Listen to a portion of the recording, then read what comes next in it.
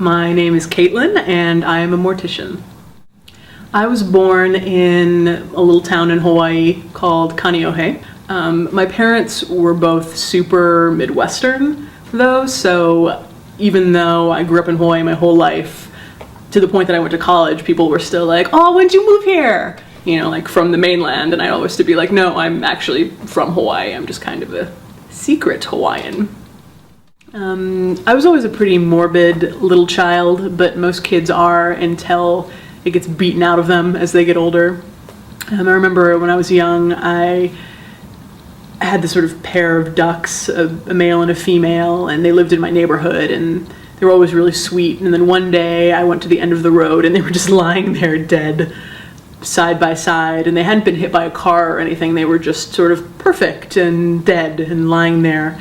And I sat with them and I thought about their little Romeo and Juliet duck story, and I was convinced that the neighbors had poisoned them. And it's that sort of imagination of childhood and death that gets lost as you get older. After college, I was living in San Francisco and I wasn't really happy with what I was doing, so I decided that what I wanted to do was be a crematory operator. I wanted to burn bodies, and I just wasn't going to stop until somebody let me do that. There's a gentleman named Mike who ran the crematory who, for the first couple months I worked there, just wasn't having any of me. He was like, you know, he would just keep giving me things to do that were more and more ridiculous, like cremate this body, shave this corpse, you know, burn this baby, you know, just like over and over all these new things. And I just kept doing them, and each one was more ridiculous. Well, to me, because I had never done it before, it was more ridiculous than the last, but I was just going to prove myself to this man if it was the last thing I did, so I just kept doing whatever he wanted me to do, and that was actually the most valuable thing I possibly could have done. There are not a lot of really like epic hero morticians throughout history, so probably my biggest influence as far as how I talk about death publicly is a woman named Gretchen Worden, who was the director of the Mutter Museum in Philadelphia. And the Mutter Museum is a medical museum. It's pathological anomalies, etc. So it's like fused babies in jars and things like that. And she would go on Letterman and NPR, and just with this really wry smile on her face, just be like, "This is why you should be interested in this." And everybody was always charmed by her. And even though she was talking about things that people didn't really want to hear or see, as far as other careers I could have, there's really no other option.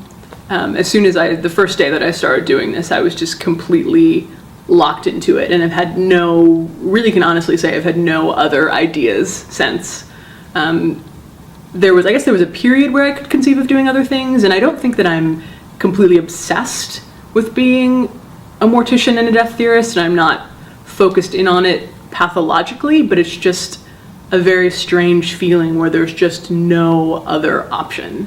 So when I was about 5 or 6, we went to a museum, and it was a dinosaur exhibit, and I walked in and there was a huge like brontosaurus and a T-Rex, and they were sort of moving in like that.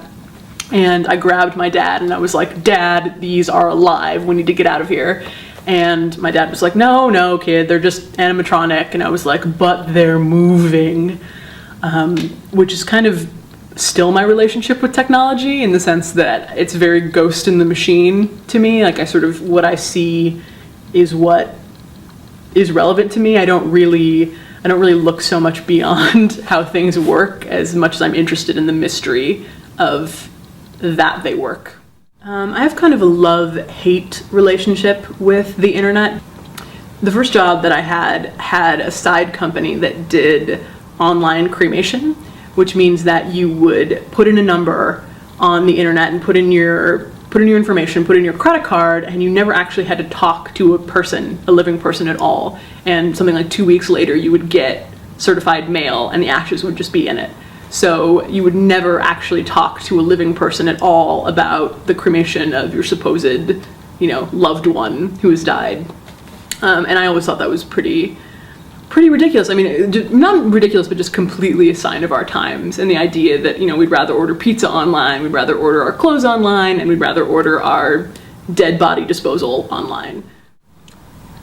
something that seems really prominent with my generation is the idea of meaning and the idea of needing to give their lives meaning in some way.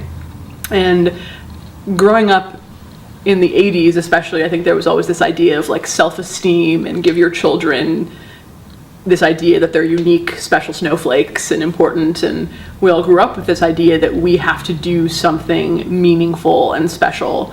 And because of the economy or for whatever reason, it's becoming more and more difficult for people to do that.